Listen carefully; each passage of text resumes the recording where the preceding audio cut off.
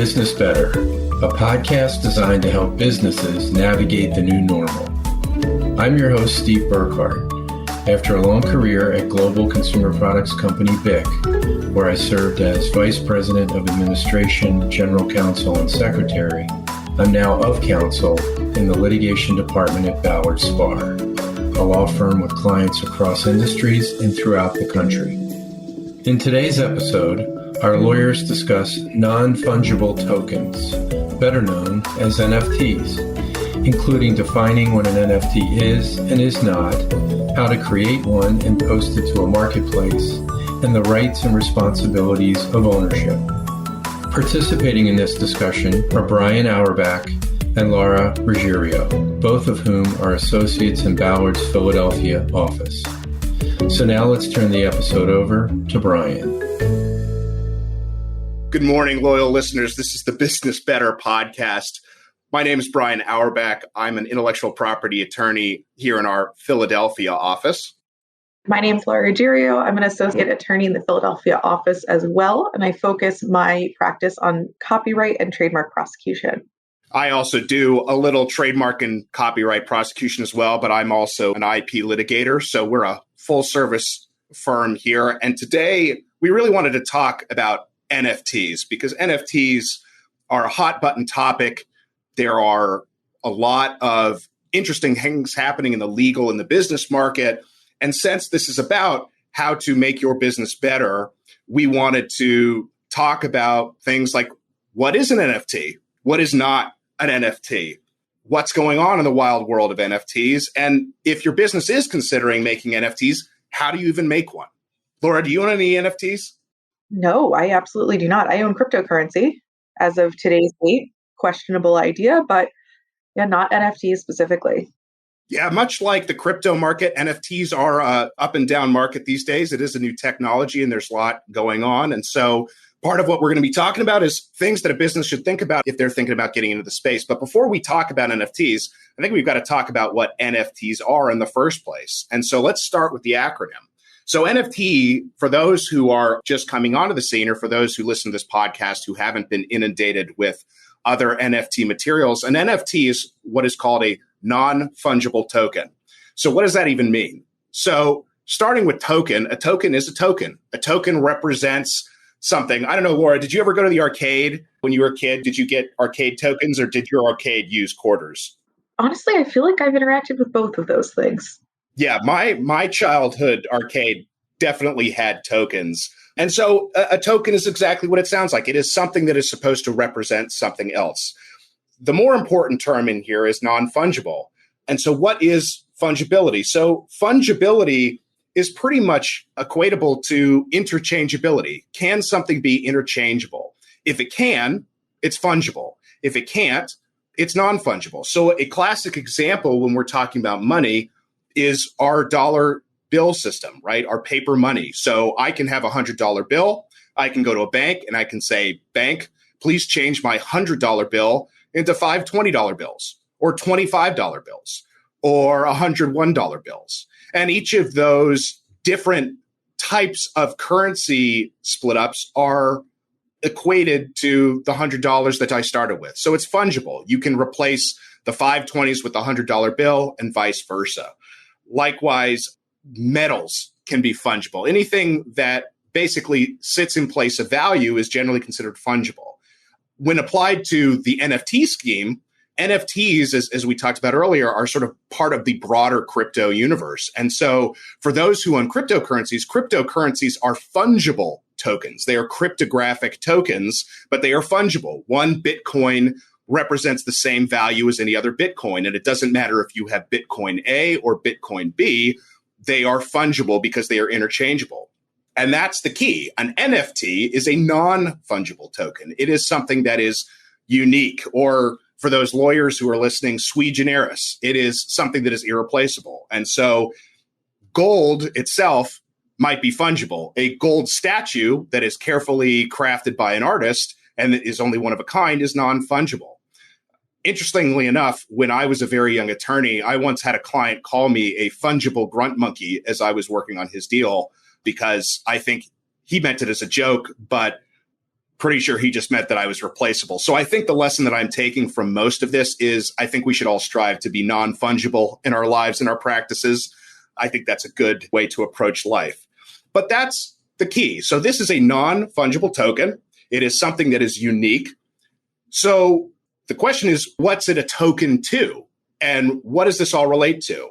And so what we talked about earlier is the fact that NFTs exist in this broader universe of cryptocurrency. And the technology of NFTs is fascinating. And frankly, most of what Lara and I are talking about today could be the subject of its own entire podcast with multiple episodes, because you can imagine there's a lot of technology that goes into this. There's a lot of math. There's a lot of interesting cryptographic theories. And we could really geek out on all of that, but we're not going to, because this is supposed to be a high-level overview. But for those, again, who are new to the space, NFTs work in what I'll call the crypto universe. And the basis of the crypto universe is called the blockchain. And basically, a blockchain is a digitized distributed ledger. So what is a distributed ledger?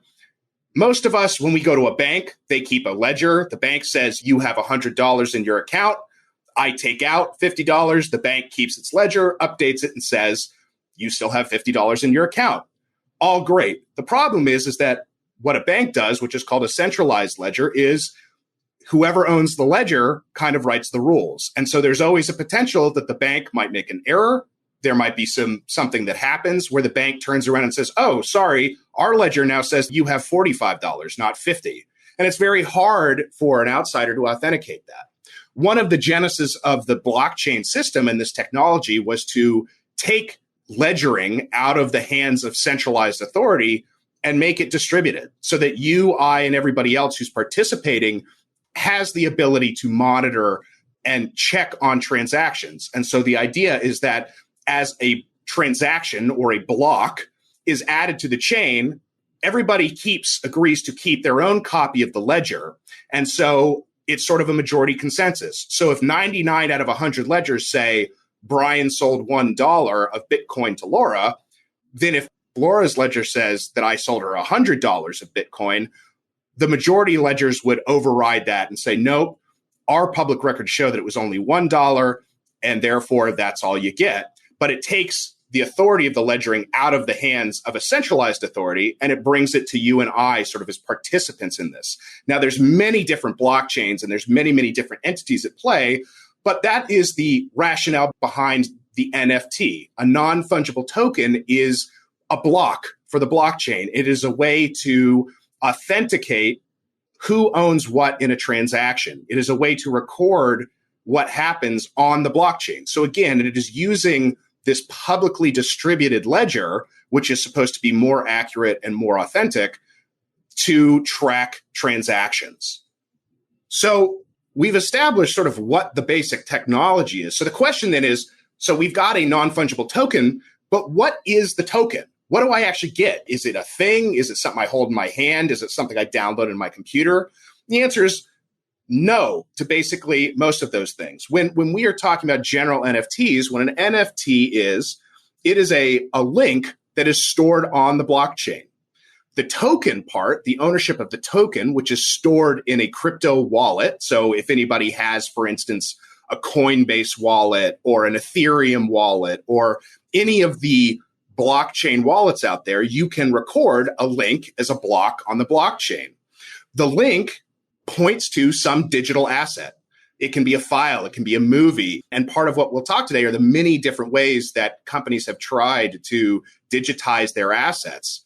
But the token itself acts as proof of ownership as to what the link points to. And so having active links, and we'll talk about this later, is extremely important. But essentially, an NFT is supposed to be a public record of ownership of some piece of digital property. At core, that's what the NFT is. It is a digital receipt that, in a perfect world, is unassailable. It will show that you, the owner of the NFT, owns the property for which the NFT ties to. Now, that's what an NFT is. I think it's more important to talk about what an NFT isn't. So, Lara, what is an NFT not? Brian, I think You are right. I think for as much as people want to understand what NFTs are, and you have even a better understanding than I do, I think that you are non-fungible, by the way. You're non-fungible to me. Thank you. You are also non-fungible to me. I think we're all non-fungible. And like I said, I mean, it just was a mean thing to say. It's creative. I'll give him that as a creative insult. But I think what we have to think about is, what are NFTs not? Fundamentally, an NFT is not a copyright in the work itself. The copyright can arise to the metadata, including the properties and artwork, or the software token, which is the code on the blockchain platform that Brian was talking about, but it's not a copyright in the work itself. I think the easiest way to explain this is with an example. So in January of 2022, an anonymous NFT acquisition group that calls itself Spice DAO, DAO standing for Decentralized Anonymous Organization, won a copy of Jodorowsky's Dune at an auction at Christie's. The appraisal for this original copy of this renowned, famous, and beloved work was about $40,000. The auction started, it was going as they expected, and all of a sudden Spice DAO came in and bought the book for about 2.66 million euros, which of course blew the $40,000 appraisal out of the water. Spice DAO proudly tweeted, "Look what we bought. We bought this book. This is ours now. Now we own Dune. We're going to symbolically burn this book, and we're going to have a video of the burning book, and it's going to be an NFT. And then we're going to make a series of NFTs based on the book, and we're going to make an animated series inspired by the book." And there's, of course, the official judicial system, then there's the court of Twitter that quickly confirmed with Spice DAO that owning this single old book does not confer copyright in the work itself. It just means you own that super cool single old book. So, of course, Spice DAO has since said, "Oh, no, we didn't think we owned it." I think they kind of got stuck, and now they do have a copy of this really cool book, but they surely do not own the rights to Dune. So would you say that the spice did not flow? I think so. Maybe they went a little too spicy. I don't know exactly what it is, but... Sorry, Lara, that is a Dune reference, and I apologize for springing you on a Dune reference. But yes, in this case, for those Dune aficionados out there, those who control the NFTs control the universe, and the Spice company did not succeed. So in this case, the spice did not flow. So there is your obligatory Dune quote for the day. Laura, please continue. Honestly, I just know that it's beloved. Unfortunately, I'm not one of those people who love it. But again, happy for you, you are happy you threw in the quote. But that's about it for me, for what NFTs are not. Yeah, NFTs. And this is important to remember because, again, this is an emerging technology. I think NFTs as a concept are 10 years old at most. The blockchain as a whole, the whole concept of a blockchain and Bitcoin is still, we're within the first 30 years of this technology, and everybody is figuring it out. And there's always a concern, and part of this podcast is not just for those listeners who are business owners or lawyers who are consulting with businesses, but also for people as people, and to always make sure that you understand what you're buying and what you are not buying. And in this case, a 2.6 million euro buy for essentially a receipt of ownership of a book, but not the book. And I'm sure we can have a whole podcast. There's an entire scheme of law having to do with copyright about how ownership of the thing is not the ownership of the copyright in the thing. And there are very famous cases, and this is exactly a similar situation where an ownership of the NFT doesn't necessarily mean that you have rights to exploit the original work. And so that is always something to be careful of, especially if somebody is selling you an NFT and claiming that they are also transferring the rights to something in that, which requires more than just the sale of an NFT. But that is a subject probably for its own podcast. So we've talked about what is an NFT. We've talked about what an NFT is not. So the question is, how do you do it? What do you need to do to even make an NFT? And the answer is not much to get off the ground running. There are, of course, with any new business, there are significant other businesses that have popped up. But here's the general overview. And again, we could dive into the weeds in this probably for several podcasts, because you can also do it yourself. And there's a lot of technical know-how that goes into it. So generally, the first thing that you have to do if you want to create an NFT is you got to decide, what do you want to create an NFT of? And so from a business consideration, there's a few things to keep in mind, which is this something that will be a good NFT? Part of the issue that has been coming up over and over and over, and we'll talk about some of these issues later, is that just because you have receipt of ownership doesn't necessarily mean that you have control of the underlying property. And so there is a lot of concern in the NFT world right now where NFTs are being minted, so NFTs are being created, but people are copying the underlying image. And we live in a digital world. So if somebody, for instance, has an NFT of the Nyan cat, I don't know if anybody, Lara, have you seen Nyan cat? No, but that seems like something I would like. Nyan cat is an early meme. It's a cat that has Pop-Tarts on its sides and that is flying through space and has rainbows coming out the back. I'm familiar with the rainbow riding Pop-Tart cat. Yes, I didn't know that this cat had a name. Yes, that is Nyan cat. And that cat was famously turned into an NFT, one of the first big money NFTs that was sold. The problem is that there are images of Nyan cat all over online. And it's very easy to what some people derogatorily say is the right clickers, where you can right click and save as the picture, and you've got your own copy of the asset. And part of also what is coming up is that people are taking their own copies of a digital work, making their own NFTs, and then there are two competing blockchain entries where one link is owned by one person, one link is owned by the other, but it's all the same underlying property. And so there's a lot of ownership issues that still have to get worked out. The point of this is what you are selling something that is easily replicable, or is this something that you can maintain its uniqueness? And when we think about it in terms of an intellectual property context, for me, I think of it in terms of trade secret law. So good trade secrets are things that are not easily discoverable, are things that can't really be reverse engineered, because the value of a trade secret is only for so long as you can keep it a secret. And here's sort of the same thing. And NFTs, one of the bases of its value is its uniqueness. And so when you're considering whether or not your business wants to have minting of NFTs be part of the business, is how easy or difficult would it be to secure that asset on the back end? So if you are minting an NFT of something, can anyone go to your website and just download the original? Because if they can, maybe that's not the best thing to start minting NFTs. But there are many, many different other options out there in terms of what you can mint. And so it's something to keep in mind as you are going through. So once you have picked your NFT, you also have to put it somewhere where there's a link. And this, like we said, an NFT is essentially a link that is sort of engraved onto the blockchain. So one of the other major considerations that a company should have is how secure and how long-lasting are my links? Meaning there's a theory, or there's a phenomenon that's been going on as the internet gets older, which is called link rot. And the idea is that links that maybe worked 5 years ago might not work anymore.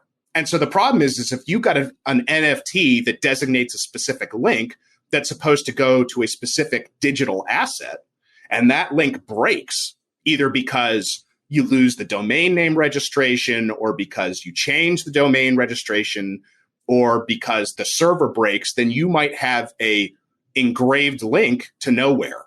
And this is not so much a concern for NFT sellers, because chances are your links are secure, but certainly for those who are buying NFT assets, one of the questions that you should be asking is, how secure is this link and how durable is this property going to be? And so for those businesses that are considering making NFTs, another consideration should be is how robust is our domain presence? How robust can we make these links so that the people who are receiving them will have the ability to enjoy the digital asset that they are buying in perpetuity? So another consideration to have. So we picked our NFT, we've got our links set up. The next part is we've got to get that NFT onto the blockchain. So you have to pick a blockchain. Now, I won't profess to know all of the blockchains. There are major ones like Ethereum, which is probably the biggest traded, one of the main NFT. I think it was the first blockchain to be able to accept NFTs on the chain. But there, of course, have been a million other blockchains that have popped up. And again, each one is its own set of distributed ledgers. So when I say a blockchain, essentially you can think of it as that distributed ledger. So Ethereum has a set of folks who have that distributed blockchain. There are others that have their own independent distributions. And so there are considerations that the company should make. One is the fees that are charged. Every blockchain charges its own separate type of fees. And generally, there are always transaction costs when you are making transactions on the blockchain. In the Ethereum world, they call it Ethereum gas. But that's something to consider is what are the fees going to be, especially if the business is going to be minting a lot of NFTs and trying to sell them. You don't want the fees to be prohibitive. The other thing to think about is how secure is the distributed ledger. So for Ethereum or for some of those ledgers that have been in use for a long time, those are probably good because they have a significant amount of users. There's a significant amount of distribution. But if your blockchain only has 2 keepers, there's a potential issue that the amount of things that can authenticate that blockchain are now almost centralized. And so it's very important for a business to consider how secure do they want that ledger to be and how authentic it can be. Now, you don't have to pick a blockchain. There is the ability to create your own smart contracts and basically sell your own NFTs. And this easily could also be its own 10-part episode. But I think a smart contract is a really interesting concept. Smart contracts are basically the digitization of legal agreements. And so for those listeners who might have programming backgrounds, it's almost an if-then statement. So a classic smart contract is a vending machine. A vending machine contract is, if I insert $1, then I will get a soda. I insert my dollar, I get my soda, contract performed, but that's hard-coded into the machine. It knows that when I insert the dollar and I press the right button, it has to deliver the soda. And so a smart contract is sort of a self-performing contract that utilizes digital technology.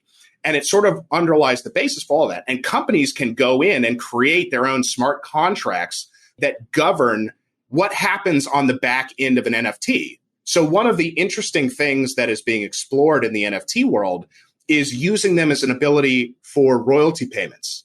The idea being that you could program a smart contract to say that if this particular NFT gets sold, 50% of the proceeds automatically go to person A and 50% of the proceeds automatically go to person B in perpetuity. So there's been a lot of discussion, particularly when we're talking about NFTs that tie to digital music or digital media, where royalties can be paid automatically via a smart contract. The same way that a vending machine knows to give me a soda if I give it $1, this smart contract says if this NFT gets sold, a certain amount of the proceeds, which sometimes are in the form of Bitcoin, get distributed to this wallet and certain get distributed to that wallet. And it's a way to hard code in royalties into an asset, which is a fascinating idea, but it's also, again, fraught with potential complications. So the point of this, again, is to say is that you can start from a pre-existing system like Ethereum, or you can leverage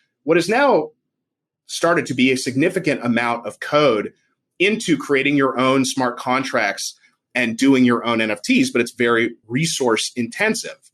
So then you've got your blockchain picked, you've got your NFT selected. The next thing you have to make sure that you have is some form of crypto wallet. So again, examples of big players in the space. Coinbase is the one that comes to mind to me, mostly just because I have a friend who works there.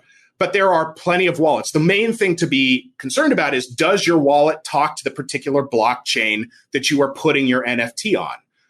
Now, most of the major wallets are probably going to speak to most of the major blockchains. And every crypto is on its own. There's a Bitcoin blockchain. There's an Ethereum blockchain. Every single one of the cryptocurrencies has their own blockchain.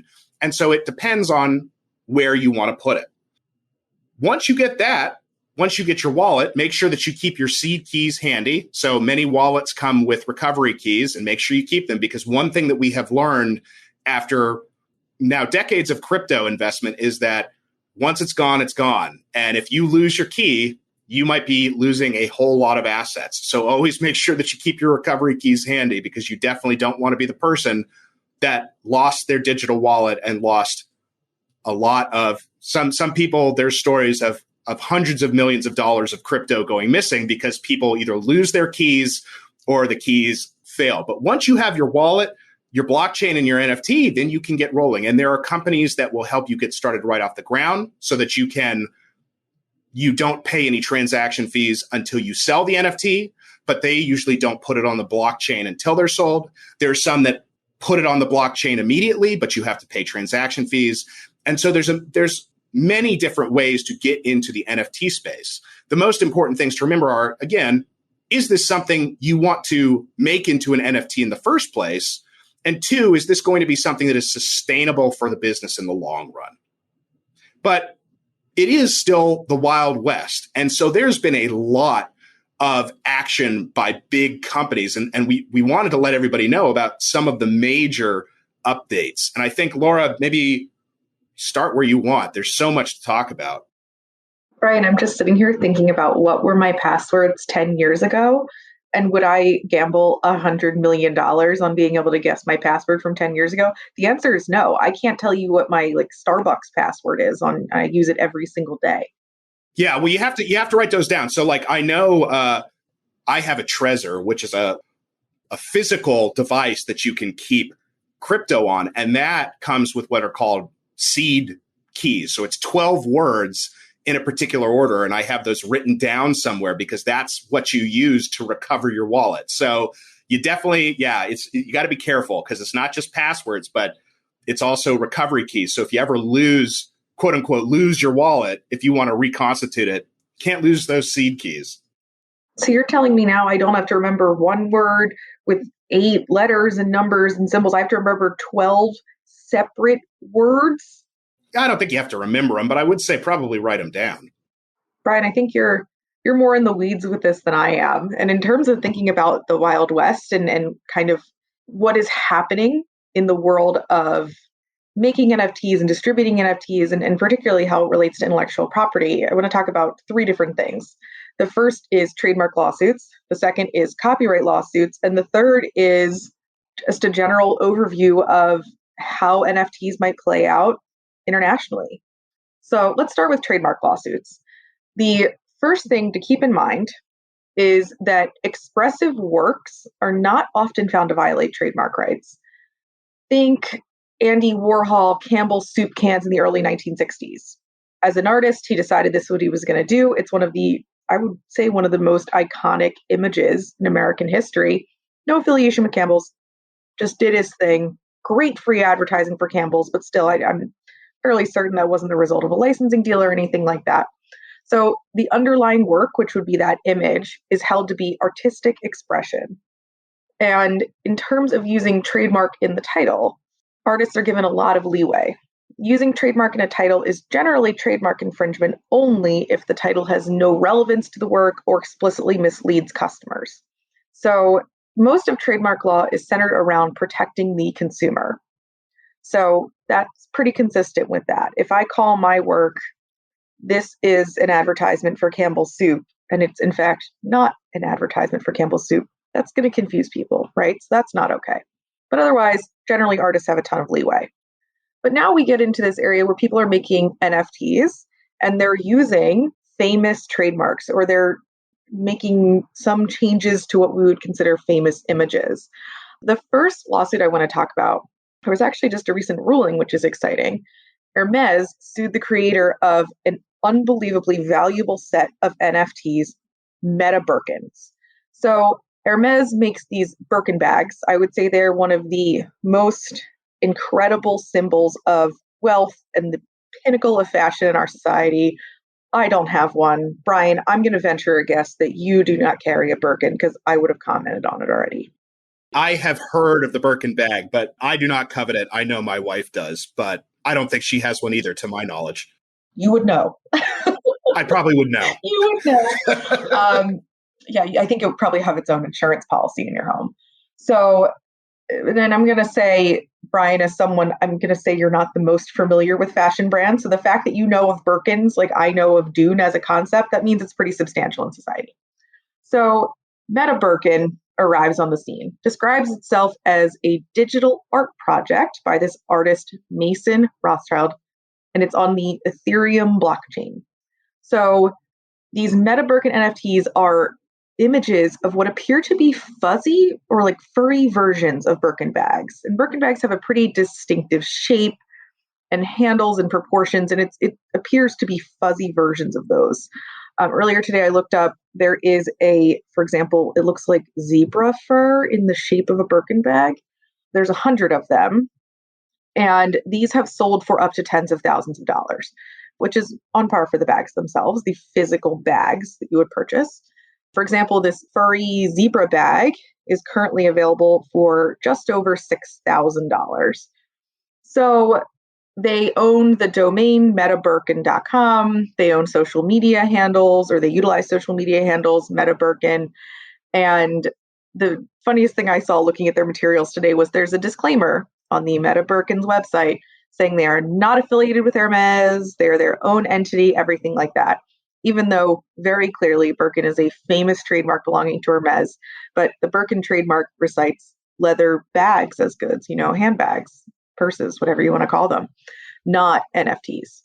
So Hermes is suing this artist for trademark infringement, trademark dilution, and cyber squatting. So the most recent ruling, which I think was just a few weeks ago, the court found that the Meta Birkins were digital images that were this artistic expression, like Andy Warhol's candle soup, and they were thus entitled to First Amendment protection, which it's sad for Hermes. Great for the artist, sad for Hermes. But the artist had filed a motion to dismiss Hermes's lawsuit because the use of Meta Birkins as a title has no relevance to the work at all. It explicitly misleads customers. If I saw something that said Meta Birkins and wasn't familiar with this series of NFTs or didn't know that it wasn't affiliated, I would think it was affiliated. And that's exactly what the court wants to prevent from happening, right? So the court is now probably going to try and untie exactly what that means and see if there really would be a likelihood of confusion there. But it did not grant the artist's request to dismiss the matter in its entirety because that's something that should be explored further. So just to make sure I understand, so this is something where they're calling them Meta Birkins, and so the court said, hey, making these furry digital images of a Birkin, that's protectable under the First Amendment, but we're not going to totally throw out the lawsuit that says it's not a problem for you to call them Meta Birkins. Yes. So my understanding is that Hermes is sued for trademark infringement, dilution, and cyber squatting. Cyber squatting would refer to the use of the domain name, probably most specifically the domain name amongst other social media handles, etc. The trademark infringement and dilution would be using Birkin, right? Because that's undoubtedly a famous trademark. So I think that that's now where the court will focus its efforts, as opposed to looking more closely into the digital images and if using the, distinctive shape and the handles of the Birkin bag itself would be a violation of Hermes's intellectual property rights. But again, I think things are changing so quickly. This may or may not be upheld by, the next court that inevitably reviews these issues. And I think the thing to take away, though, is especially for business owners, is it's not just enough to do some diligence as to what you are making the NFT of, but also you need to think about what you are titling the NFT, because that could potentially engender liability, even if the underlying image or asset that you're selling is yours original. So there's always nuance to all of this. Absolutely. Absolutely. The next one is, I guess it's different. And I'm going to say it's less of a high fashion example, but given the prices that these shoes are worth, it's pretty high fashion. So Nike is suing StockX. And StockX, what they do is they purchase, in bulk limited edition releases of sneakers by Nike. They store them in these vaults and then they sell NFTs. And according to StockX, its NFTs are basically claim tickets to access this pair of physical shoes and provide the owner proof of ownership and authenticity. So Nike, of course, is like, no, you're using our trademarks and our logos.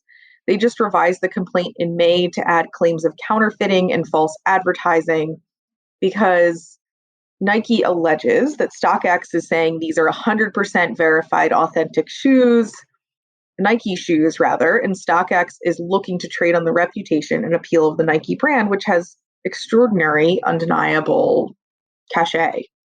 So there's some now discussion whether the digital tokens as products are distinct from the shoes themselves, or if the digital tokens, the NFTs, are inherently related to the physical product.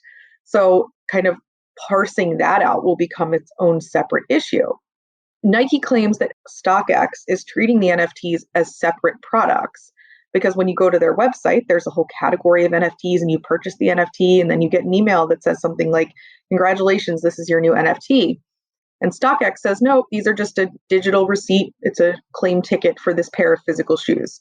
So especially because Nike just revised the complaint, I will be absolutely fascinated to see how this shakes out because StockX is using Nike's brand all over the place. That's also, I guess, the content of what they say they're selling, the claim tickets for the physical product. So those are two, what I think are very interesting trademark examples that whether you are more into shoes or handbags, opposed to Dune, whatever Dune is about, might appeal to you, or at least these are names you know. The next category, aside from trademark infringement, which is something the courts will kind of have to shake out, is copyright. So I think the most compelling issue with copyright and NFTs is oftentimes what we think of as valuable copyrighted works are co-owned.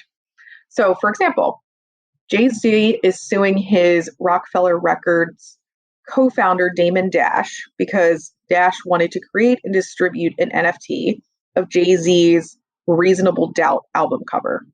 According to the internet, there is some bad blood between Jay-Z and Damon Dash. That aside, this poses a fascinating intellectual property copyright question because the copyright to the album is shared by Jay-Z, Rockefeller Records, and Dash in 1/3 shares. So thinking about whether Dash would have the authority to issue an NFT based on this work, he only owns 1/3 of it. So particularly in the music industry, when you think about how many people own portions of copyright to a piece of music, shaking that down and breaking it out will become very complicated very quickly. So this suit was just filed in June of 2021, but I think that watching how this shakes out will have huge implications for the music industry.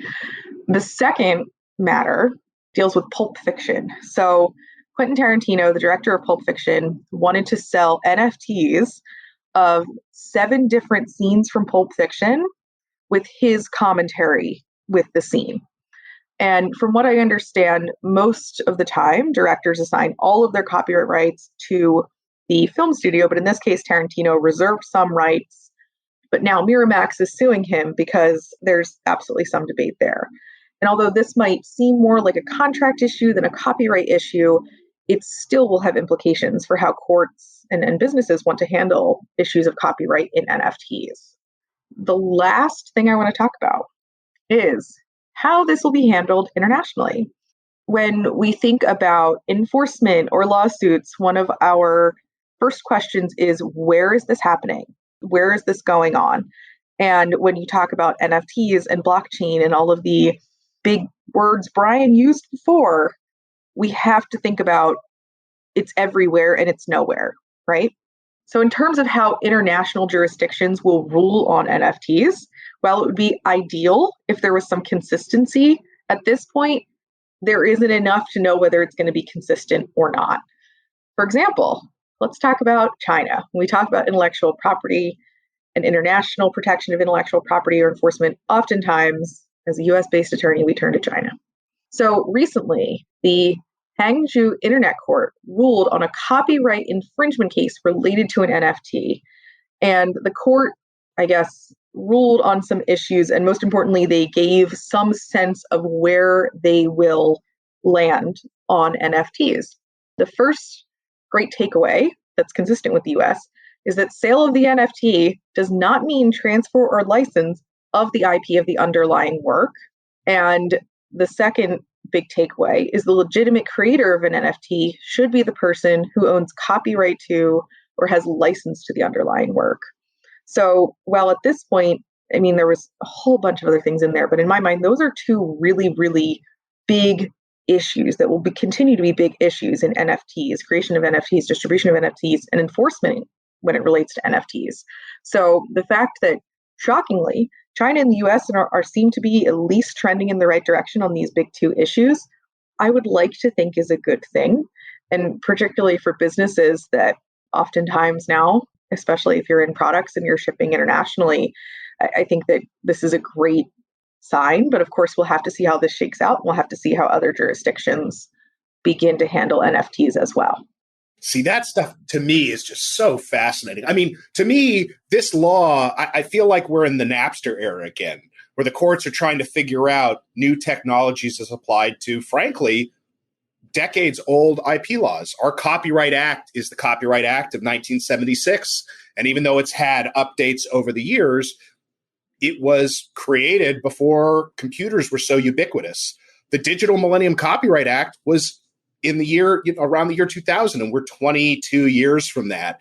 And as always, the law usually lags behind technology. And so this is going to be a very, very interesting area. And it's a cautionary tale to those who are considering making NFTs be a big part of their business, because it is really the wild, wild west. And generally, the courts tend to come out equitable. I will imagine there will be a set of common law that gets developed, much like there is common law surrounding rights of publicity, which is not really codified in any IP scheme. It doesn't really fit into copyright. It doesn't really fit into trademark. It doesn't really fit into patents.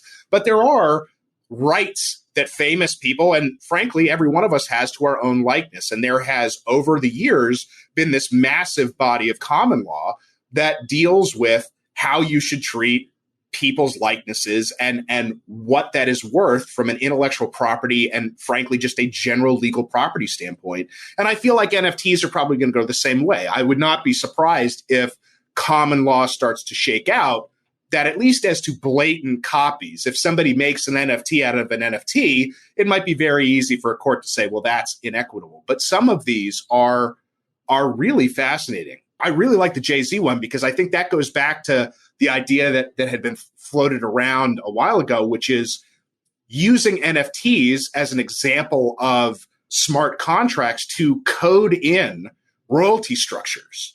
It's a fascinating idea of music in the blockchain industry and using these smart contracts in a way that avoids disputes. And for those who are legal practitioners who are listening to this, this could be a way to modernize and streamline certain contracts that normally in the real world require an immense amount of diligence, especially when you're talking about 5, 10, 15, 20 years later and trying to figure out who really has the rights, or even if you can figure out who has the rights, at least who's supposed to get a cut of the royalties decades after you've recorded an album. It's really interesting. The Wild West of legal, especially when it meets technology, always comes up with very, very interesting scenarios. But like we were saying, the thing to keep in mind is a court might have a very different interpretation of what an NFT is versus what Twitter or sort of the blockchain universe thinks. And sometimes courts get it, sometimes they don't. And in many cases, it will take a lot of successive cases before there's really a clear consensus as to what an NFT really covers, what rights it gives, how you separate the NFT from the asset itself. There are just a lot of issues inherent. And so we just urge caution, because no one knows what the next court case may bring. And unfortunately, the nature of our court system is that it takes something going wrong. So NFTs have been around for a couple of years now in terms of mainstream use. And it's only just now that these cases are really getting to a point where decisions are being made and some guidance can actually be helpful. And so we are reaching a point in NFTs where crypto was a few years ago, where there were questions as to, well, how should it be taxed? How should it be regulated? Who has authority on this? What does the SEC have to do with all this? And over the years, there has been more distillation, but that is still also very, very new. And our government and our legal system is still trying to get its head around how do we treat these things with laws that were written before some of this technology was even envisioned, and how do we apply it to an older set of laws?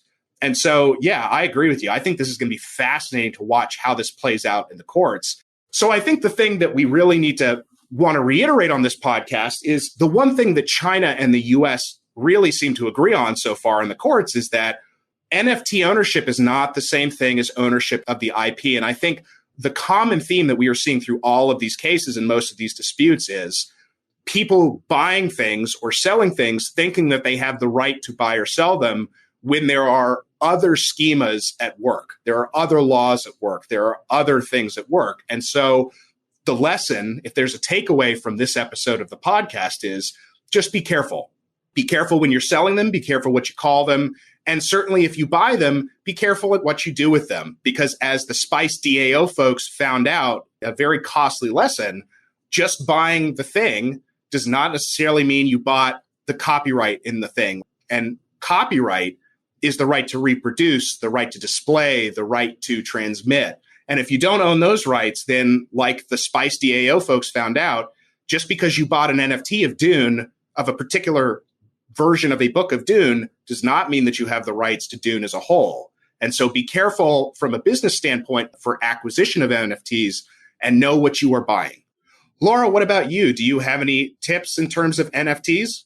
My other big takeaway here would be, and perhaps I'm biased because I tend to do a lot of brand-based enforcement, trademark enforcement work, is that enforcement is going to be key here. Regardless of where the courts shake out on NFTs and ownership and any of these issues, if nothing else, if you're a brand and you find out that someone is using your brand name or photos of your product or distributing something that you think is yours in an inappropriate way, you should take some type of action.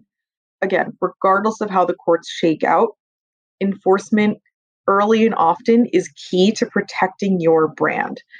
Consider understanding the major players in the NFT space: OpenSea, Crypto.com, Binance, Rarible, Engine, Nifty Gateway. I mean, there's enough that it's worth your time and effort to at least understand if and how someone might be misusing your brand or your product or whatever it might be. Enforcement early and often is key.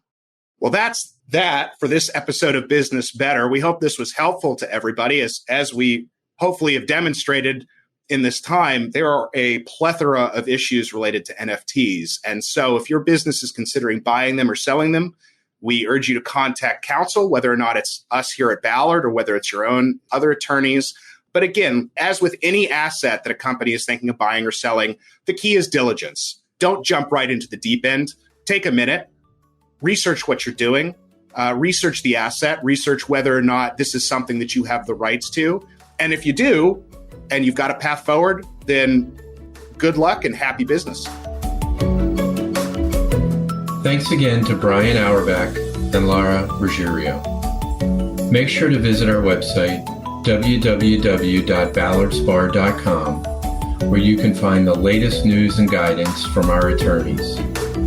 Subscribe to the show in Apple Podcasts, Google Play, Spotify, or your favorite podcast platform. If you have any questions or suggestions for the show, please email podcast@ballardspar.com. Stay tuned for a new episode coming soon. Thank you for listening.